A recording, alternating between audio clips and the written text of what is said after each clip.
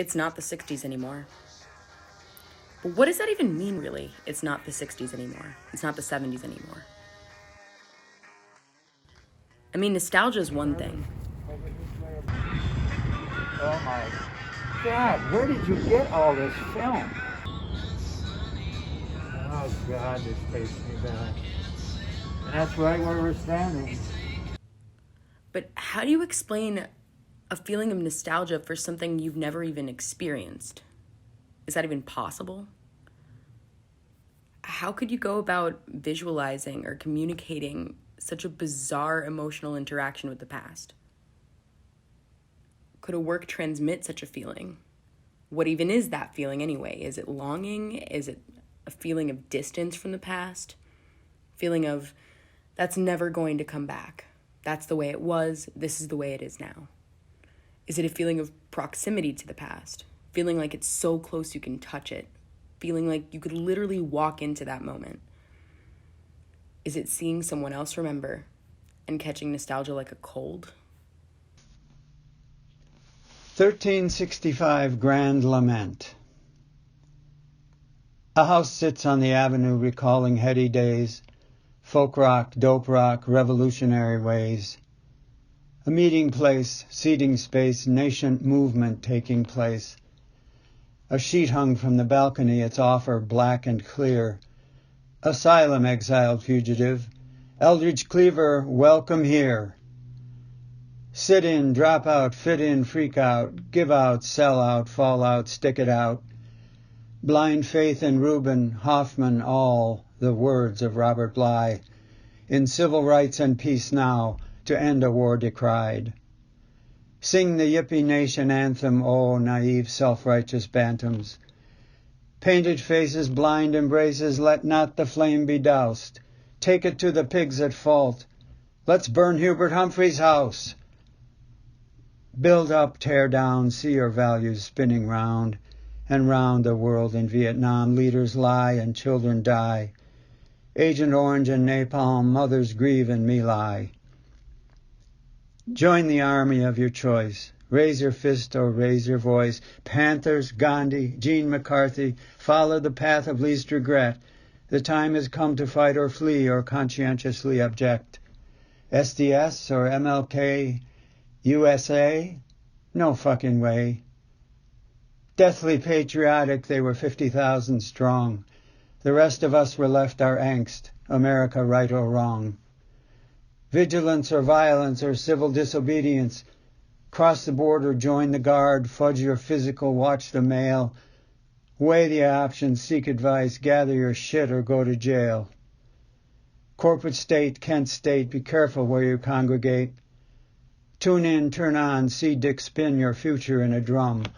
Hope your number's high as you, I was drafted 91. Innocence on incense, hopped up and incensed. A generation's dreams dissolved in a flood of disparate goals. Establishment has the higher ground and time has tamed untempered souls. A house sits on the avenue, recalling heady days. Folk rock, dope rock, revolutionary ways. The ghostly banner hangs there still, its message muffled o'er the years, beckoning to busy shoppers, just truffles, chocolatiers. Could these images invite people to interact with the past in a way that really stirs them?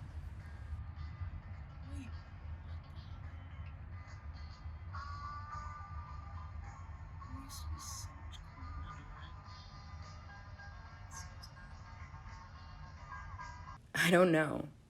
It seems really unfair what I'm trying to do.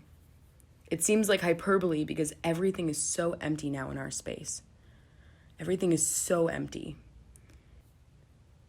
And you look back at this archival footage and everything is so vibrant and full of life. And it's like, how could a gray winter campus mid-pandemic even begin to make a fair comparison? But I wonder if it is fair, because I guess I'm just trying to communicate visually what it felt like for me to see this footage for the first time. Something in those images of the past were so familiar to me as to evoke a response resembling nostalgia, something I recognized and missed. When I first came to McAllister, I immediately felt something was missing. The ideas were there, but something about the space was different. The movement of bodies, the energy, the indignation drummed up in a classroom or in some off-campus basement or someone's Twitter feed, it never really seemed to carry over onto the grounds, into the halls. Eventually, I was convinced all of my expectations were based on myth, stereotypes from media or hearsay about McAllister's reputation. That what I was looking for was something that never existed or that could never exist. Maybe I just wasn't involved enough or looking in the right places, but why not right here on campus? And then I saw this footage and there was something in there that resonated with that longing that I'd had. It was exciting to see organizing and gathering and shouting and rule breaking all in our space. It's not the 60s anymore, and I don't know if anyone else could see these images and recognize something they've been quote unquote missing. But what can these images tell us about our needs, about the potential in this campus and community? How do we want to fill this space, our space? Coming out of quarantine in the midst of our own political moment, how do we want our space to look? Where do we want to be able to put our bodies to see our values reflected around us? What does it look like when a campus functions for us, our voices, our presence, and our causes, and not just as the setting for a brochure photo op? Could we feel empowered to work for that noise, that connection, that uncensored presence? To work to make this place a home base for our actual beliefs, regardless of the current company line? I mean, does it help at all to know that it's happened before right here? And that McAllister is no myth.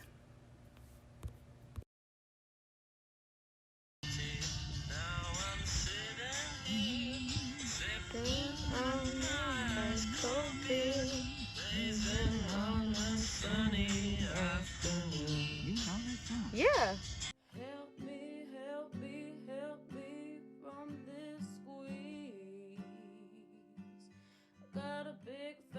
Nuts here. What this looks like to me, I want to say that the building on the far right with the columns is an IMK building in downtown Minneapolis, which is still there. And I'm wondering if this building on the left is the, gosh, I can't remember the name of it. It's where we all went to get our physicals when we got drafted.